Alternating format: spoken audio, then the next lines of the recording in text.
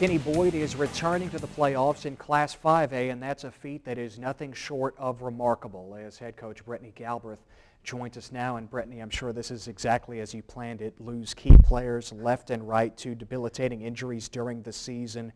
You stand 4-7 in district play with 3 games to go. You win all 3, get some help, and then win a tiebreaker for 4th place to advance. How do you put these last couple of weeks into perspective? I tell you, Ted, it's put it into perspective. I mean, it's amazing.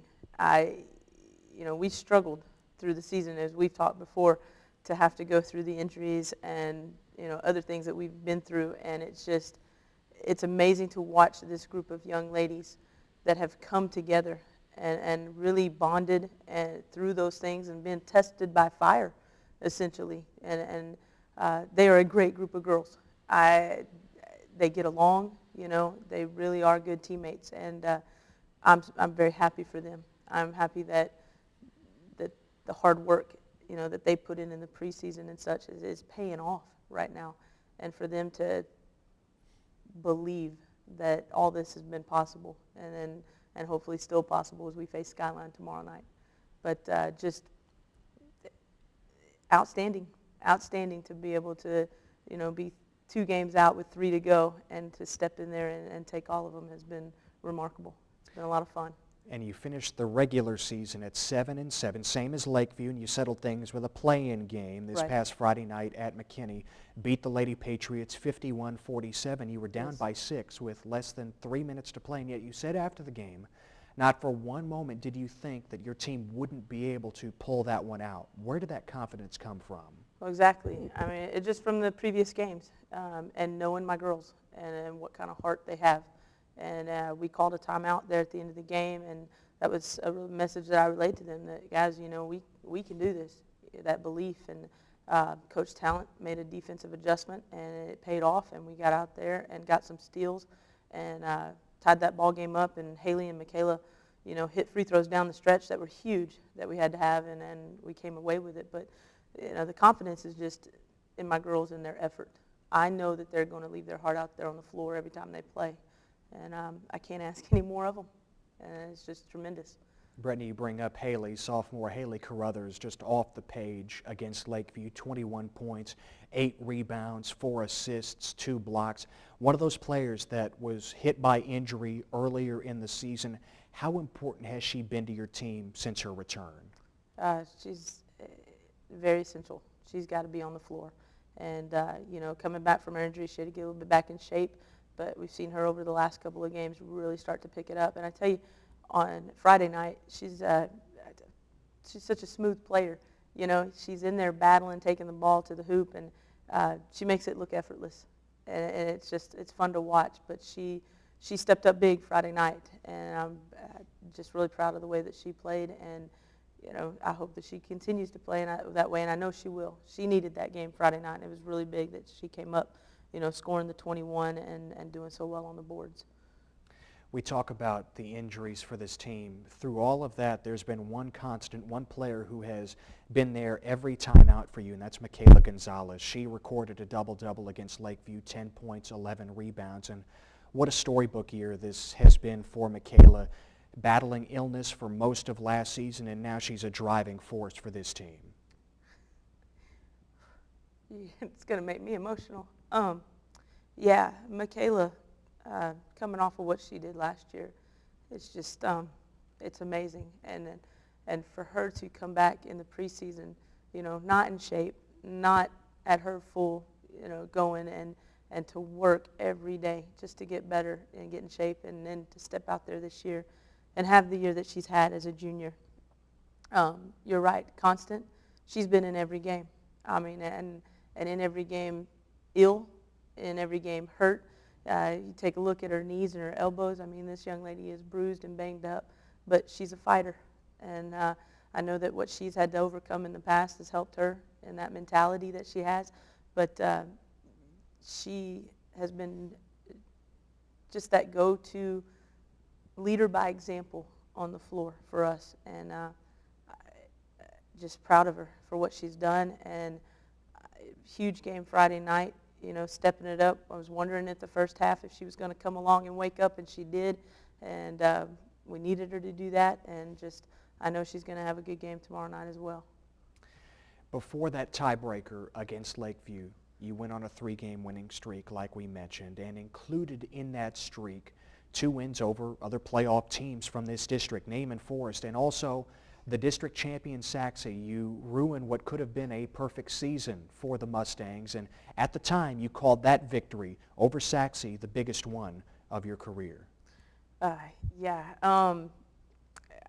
I think the game with Saxe and the game with Lakeview have been 2 of the hugest in my career, just because of how much we have overcome through this season, and to watch these young ladies go through that, yet still get on the court and play as a team and want it so bad that they weren't going to let anything stand in their way, even an undefeated Saxe team. And it was pretty sweet that night to hand them their 1 loss in district and take that away from them. I think they beat us previously by 21 points, and we thought maybe they'd come in overconfident. And again, to Coach Talent's, we talked about running a different little defense on them, and it really worked. The girls stepped up and followed through with our game plan and shut down TAC and Follow Well. I think they had 5 and 8 points respectively, and TAC didn't even score in the second half, and Follow Well only had 2. So just tremendous defensive effort that put us on the top on that one. Junior Julia Hendricks really finishing strong for you. She's averaging 13 points over her last 5 games, and again, kind of like Carruthers, player who battled injury earlier in the season, and now she's back for you. What can Julia do for you when she's at her best? It seems like she's approaching that right now. Right. Julia was out for over a month during the course of the season, and she's just now getting to the point where she's getting back in that game shape and getting back into her groove on the court. And when she's on, she's on. The young lady can get in there and out-rebound anybody. And that's something that we've got to have from her as we progress through playoffs. She's got to be in double digits scoring-wise and in the rebounding. But she's somebody that can battle in there and get those offensive boards and go back up strong and finish for us. And that's something that we're looking for her to do. Defensively, she's going to be on the post kids inside, and we're looking for her to shut down those people over there at Skyline. So, and I know she will. And I hope that she doesn't put a whole lot of pressure on herself in that fact, but I know she wants to do well, and I'm sure she will. Meanwhile, at the point guard position, you sure wish you had your senior starter, Sayana Arredondo, but she suffered a season-ending injury during the district season. Meanwhile, junior Charmaine Celestine has returned, and she's doing all that you need and so much more at that position. Right. It's kind of funny how the season's worked out with the injuries. It's like we lost 1, gained 2, lose 2, gain another 1, and Sienna was the one that stepped up when Charmaine went out into the point guard position and really did a fantastic job for us. And now Charmaine's back in that role and doing a remarkable job. She has played pretty much all of those 4 ball games, not coming out of the game very much, and for a point guard, only averaging about 2 turnovers during those games is huge. But she's also a scoring threat for us, and we've got to have her looking to drive more and penetrate more and look to put the ball up more on the perimeter for us. And I think if she'll do that, that will help us be more successful, Tuesday night. As a 4th-place team, you face a district champion, and that's Skyline from 9-5A, team that hasn't lost since a defeat to undefeated Lincoln in the Dallas ISD tournament over the holidays. Right. Skyline's a team that you guys saw back in non-district, a 51-33 loss, but you feel like things are very different this time around, considering you're a lot healthier than you were back then. Right, very different. We didn't have Charmaine, we didn't have Julia, didn't have those kids out there on the floor for us. And then this time around, they're ranked 15 in the state. They're an undefeated district team, but it doesn't really bother us. Saxe was undefeated too. And, we'll take that mentality into the game on Tuesday and, play our game. And I'm not too worried about them. We'll just get out there and do what we've been doing and hopefully come away with the win, our first playoff win in a while. What will it take to pull this off, looking at the inside of this matchup? Saxe's a very athletic team and good shooters. And we're going to have to definitely do a good job with our transition defense, getting back on them because they like to push the ball. We're also going to have to block out well. They got some big girls on the inside, and their perimeter players get on the boards, and so we're going to definitely have to own that and control the boards and come out on top with that. On the flip side of that, on the other end, offensively, we're going to have to take care of the ball a whole lot better than we did against Lakeview the other night. We had a lot of turnovers in that game and really didn't handle the pressure as well as I would have liked us to. And so I think tomorrow night we're going to just have to handle their pressure, their full court pressure, a lot better than we did. And those are things that we've been working on. Brittany, is there something to be said for the us against the world mentality? It's something that's overused so much in sports these days, but it seems like it actually fits here considering the obstacles your team has overcome and the one that's staring them in the face here Tuesday night. Back in the season, we played Plano West, and we lost by 1 point. And I took the underdog mentality with this team. And, they got out there and played so well against them. And we didn't have Charmaine in that game. We did have Julia, but that's the game that she went down in. But the rest of the team really stepped up. And after that game, this team came to me and said, we don't want to go in with that underdog mentality. We don't. We feel that we're good and that we deserve to be out there with anybody and can hang with anybody and beat anybody. So I'm proud of them for taking that on, and we're not going to take that approach with Skyline.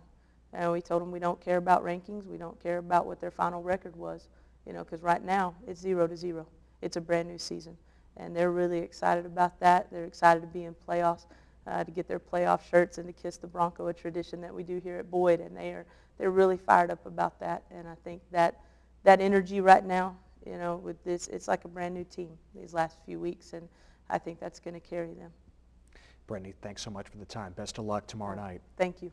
Bretagne Galbreath, head coach of the McKinney Boyd Lady Broncos, a team that has conquered every challenge in their path this season, and they meet another one tomorrow night in the first round of the Class 5A playoffs. Boyd and Skyline, 7:30 tip in Wiley.